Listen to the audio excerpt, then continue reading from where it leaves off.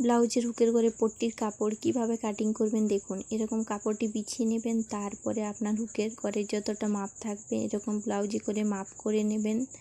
তারপরে চৌড়াটি নিয়ে নেবে। চৌড়াটি আপনি 2 ইঞ্চি 2.5 ইঞ্চি রাখতে পারেন। তারপরে এখান থেকে আপনি এরকমভাবে দাগটি টেনে নেবেন দেখুন। তারপরে আপনাকে সেলাই মার্জিন রাখতে হবে। সেলাই মার্জিন আপনি একটু এক্সট্রা রেখে নেবেন।